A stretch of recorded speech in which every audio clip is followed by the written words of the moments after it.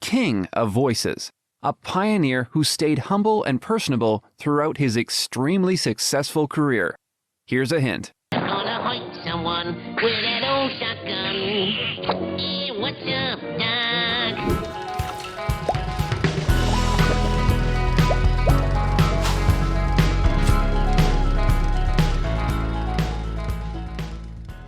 Melvin Jerome Blanc, Blanc with a K, that'll be important later, was born in 1908 in a little town on the West Coast. You'd miss it really if you weren't looking close enough, San Francisco, California. Soon after, the family relocated to yet another little town on the West Coast. I mean, you would miss it on a map, truly, Portland, Oregon, where he grew up. Mel was not much different from other children with the same fascination for making kids laugh in school. I started when I was just a kid in grammar school. I used to entertain the kids and the teachers at assemblies, and they would laugh, and teachers would give me lousy marks, you know, more or less of a normal thing. And that's how I actually got started. I loved vaudeville. When Jack Benny came through, I would go maybe twice a week to see him. He was also a proficient musician, playing the bass, violin, and sousaphone. Saxophone, sousaphone, saxophone, saxophone, sousaphone. Who's coming in the driveway?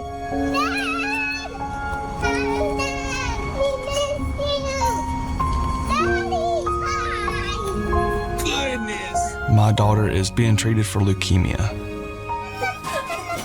I hope that she lives a long, great, happy life, and that she will never forget how Mom and Daddy love her. St. Jude, I mean, this is what's keeping my baby girl alive. You can join the battle to save lives by supporting St. Jude Children's Research Hospital. For just $19 a month, you'll help us continue the life-saving research and treatment these kids need now and in the future. Cancer makes me feel angry, like not in the, feel on the outside, just the inside I'm angry at it. When your kid is hurting and there's nothing you can do about it, that's the worst feeling in the world. 1 in 5 children diagnosed with cancer in the U.S. will not survive. Those that donate to St. Jude, I hope that you will continue to give. They have done so much for me and my family. Join with your debit or credit card now and we'll send you this St. Jude t-shirt that you can proudly wear. Están salvando vidas. Y la vida de mi hija es una de ellas. You ready to go have some fun? When we came here, we didn't know what tomorrow would hold. St. Jude showed us that tomorrow there's hope for our little girl to survive. Let's cure childhood cancer together. Please donate now.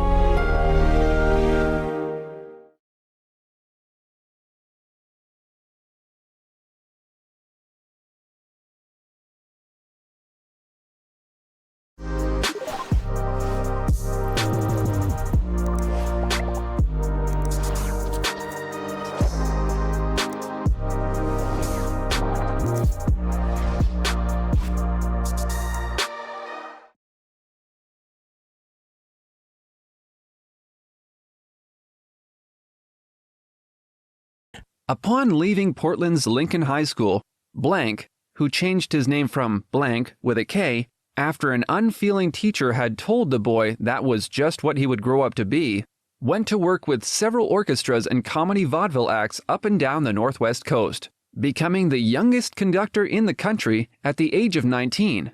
That was until now. Ladies and gentlemen, please welcome baby Charles Franzen. Oh, look at the mini maestro. He's going to conduct Brahms' lullaby and put himself to sleep. Yes, he is. Yes, he is. This is also when Mel discovered radio for the first time. I started radio in 1927.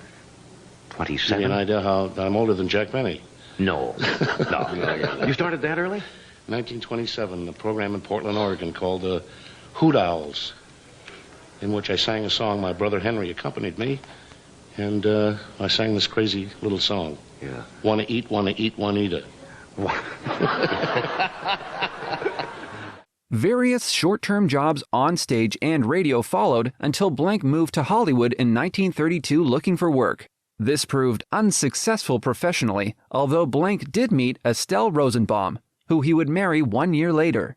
By 1933, Blanc and Estelle returned to Portland, where they were hired by station KEX to create, produce, and host a late-night show called Cobweb and Nuts.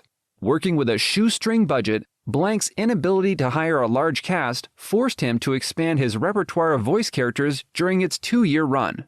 Okay, so when Mel does a bunch of voices, it's cool and artistic. When I do it, I'm asked to leave this Arby's. Yeah, okay. My dad played 100 different male characters. My mother played all the different female characters. And they had a great time, although they were only paid $15 a week to write it, produce it, and voice it. Eventually, his wife, seeing his potential, convinced Mel to give Hollywood another try. So they packed their things and moved back west. This attempt proved to be more successful than the previous visit. Soon he was working on shows like KFWB's The Johnny Murray Show and The Joe Penner Show at CBS Radio. But Blanc saw that his talent would be best suited in the classically trained opera. Just kidding, it was cartoons. Still, this cartoon route proved much harder to crack. Blanc was able to land a substantial voice role as the drunken cat in Walt Disney's Pinocchio, still several years away from release, although it was quickly cut down to little more than a single hiccup at the instruction of Disney. Make sense? Warner Brothers was a tougher nut to crack. I tried for a year and a half to get into Schlesinger cartoons. And this head of the company, or head of the voice department, kept saying, we have all the voices we need, we don't need anybody. And I kept this up for every 2 weeks. I'd go there, and he kept saying the same thing. I said, just listen to me anyway. And he kept saying, I have all the voices we need. Finally, the guy died. That's an awful thing to laugh at, isn't it? I know. Not nice to laugh at the dead. Well, anyway, I went to the next guy in charge, a guy by the name of Treg Brown, and I told him that I would like to have him hear me. He said, sure, what can you do? I auditioned for him, and then he said, great, would you do it for the directors? So I auditioned for the directors, and one of the directors said, can you do a drunken bull? A drunken bull? Yeah, that had eaten some sour mash. And I thought, yes, I said, I can do a drunken bull. He said, how would it sound? I said, well, it sounded a little like you was looking for some sour mash. He said, great, what are you doing Tuesday? He said, let's say Tuesday. I wasn't doing a darn thing. I said, yeah, I think I can make it all right. Just can squeeze it in. That was the first voice I did in the cartoons. And the director that asked me to do it was Frank Tashlin. La cucaracha, la cucaracha, play it on the old guitar. La cucaracha, play it anyplace you are. La cucaracha, yippee, play it on the old guitar. La cucaracha, play it wherever you have to be. Soon after, it was suggested that he take over the role of Porky from voice actor Joe Doherty, beginning with Porky's Duck Hunt.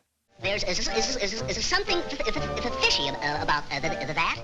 The same short film also marked the debut of another character whose vocal characterization was entirely a Blanc original, Daffy Duck. Don't let it worry you, Skipper. I'm just a crazy, darn fool duck.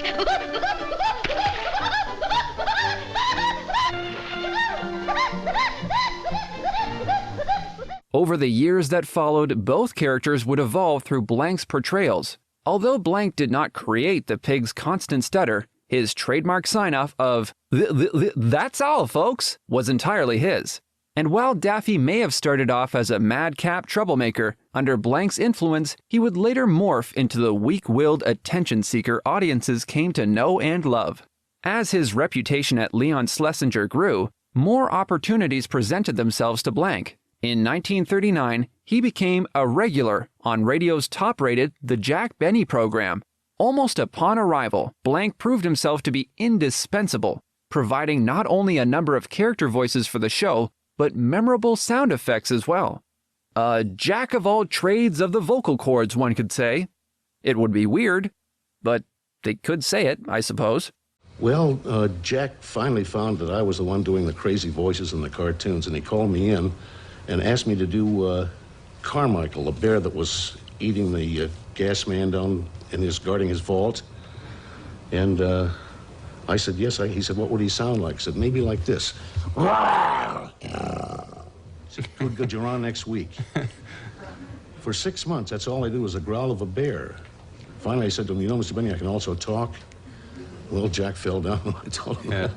He said, I'll have the writers write something in for you. Yeah. What was the character? Was his name Cy? See? Yeah. And what was that character? Well, that was a cute character. I came in with a sombrero on my head, a serape over my shoulder, and a big bass violin. And Mr. Benny said, you came all the way from Tijuana to play in my band? See? And I see you brought your bass violin with you. See? What's your name? Cy. Cy? See. And I see you brought a young lady with you. Is that your sister? See. What's her name? Sue. Sue? See. Well, what does she do for a living? So? That's all there was to the whole spot, but Jack loved it. He had a parrot there that couldn't talk, and he asked me if I'd talk like a parrot. I said, where is the cheapskate? Where is the cheapskate? And then he had a train caller at the depot would say, train leaving on track 5 for Anaheim, Azusa, and Coop. Come on, go. Well, one time, they were supposed to be the sound of his Maxwell. He had a 1926 Maxwell. And the phonograph record that the sound effects men used had the motor sound on it, and they'd hold their finger on it to make it go slow and stop. Well, when it came to that cue, I saw that they had forgot to put the electric plug into the socket. And I jumped up to the microphone and I made like a 1926 Maxwell.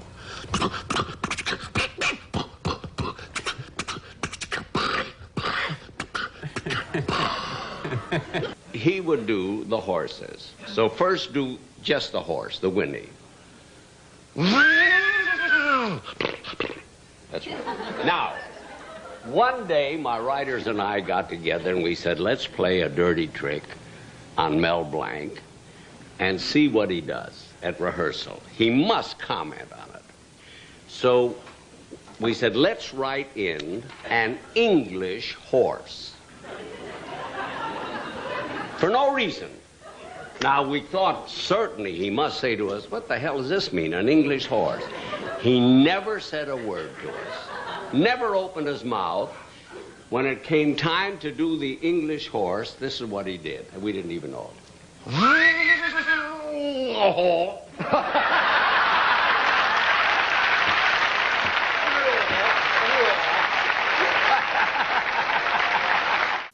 From the world of Inside Out. Did you hear that? Meet the team behind Riley's dreams. Riley's falling asleep. Let's get to work. Dream Team! Disney and Pixar's Dream Productions. Now available only on Disney+.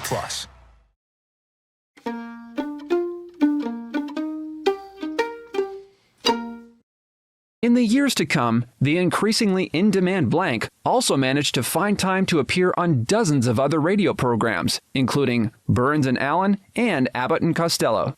My dad was usually home for dinner, but he worked hard during the day because he was running from ABC to NBC to CBS. They were all in the same area. They were all around Hollywood and Vine, Hollywood and Gower.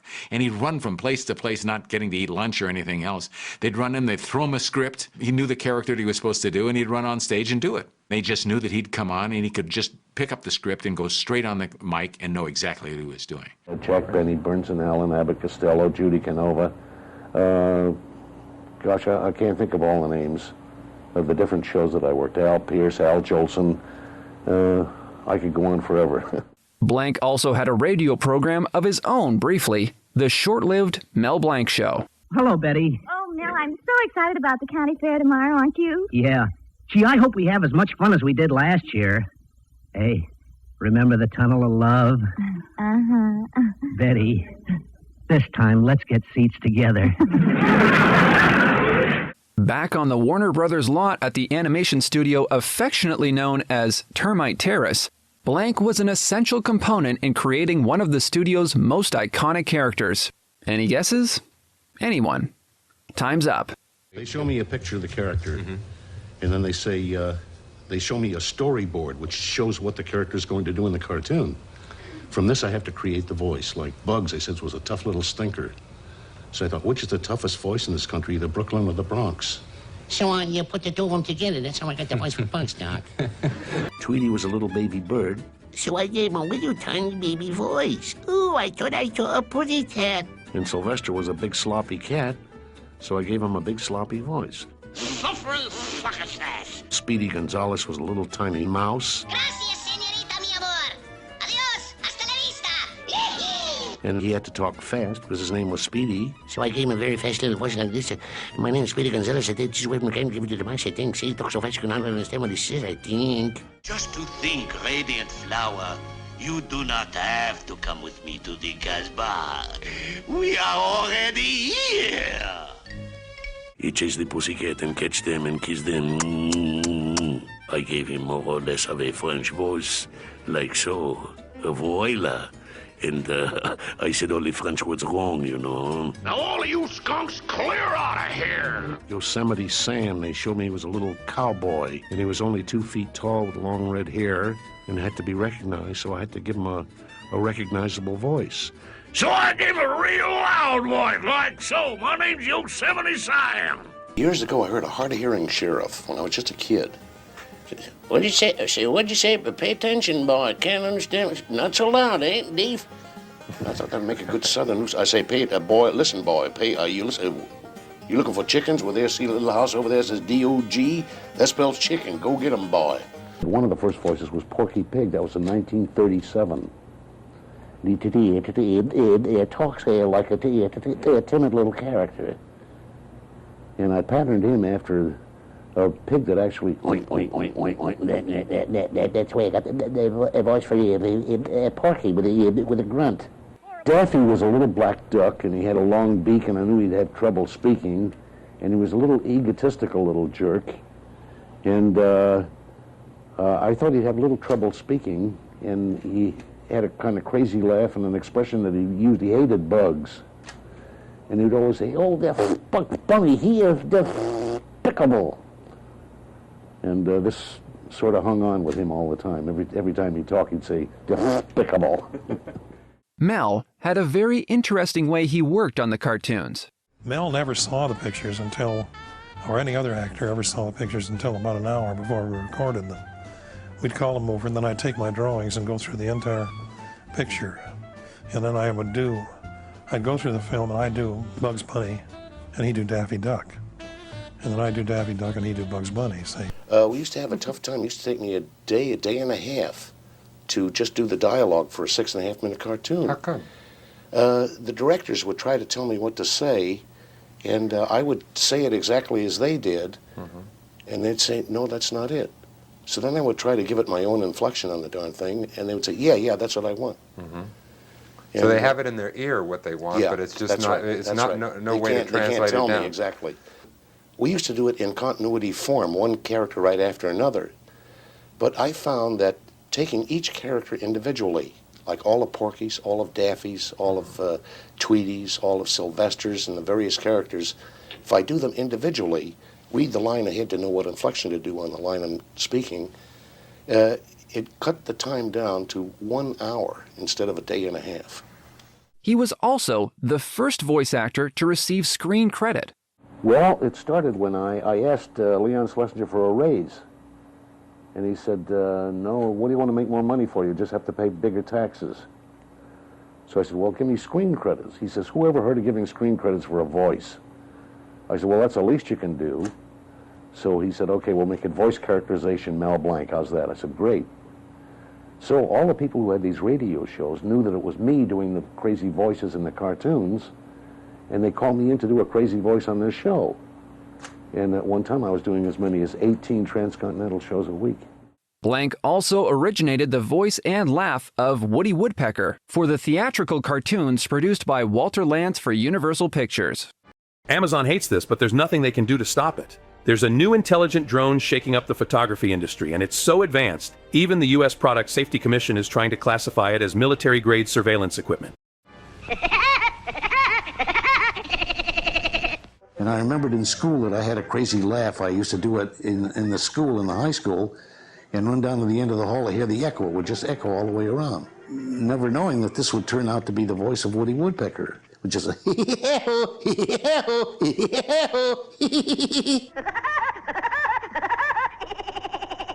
just added that little pecking at the end. He stopped voicing Woody after the character's first 3 spots when he was signed to an exclusive contract with Warner Brothers. Despite this, his laugh was still used in the Woody Woodpecker cartoons until 1951, when Grace Stafford recorded a softer version, while his "Guess Who" signature line was used in the opening titles until the end of the series and closure of Walter Lantz Productions in 1972. But, who remembers that? In 1960, Blanc's exclusive Warner contract expired, and while he would continue to work for the studio voicing Bugs, Daffy, and the other beloved characters, he was now a free agent. In what became a second lengthy and profitable working relationship, Blanc began voicing animated characters for Hanna-Barbera Studios. The first significant contribution came with the primetime animated series, The Flintstones, on which Blanc played Fred's good-natured neighbor, Barney Rubble. The voice of Barney Rubble, yeah, I did the voice for him. And, it's a different voice than Art Carney. But they said, do a voice like Art Carney. I said, no, I won't do that, but I'll give you this voice here. I'll take the same inflections that he uses and a slow laugh at the end.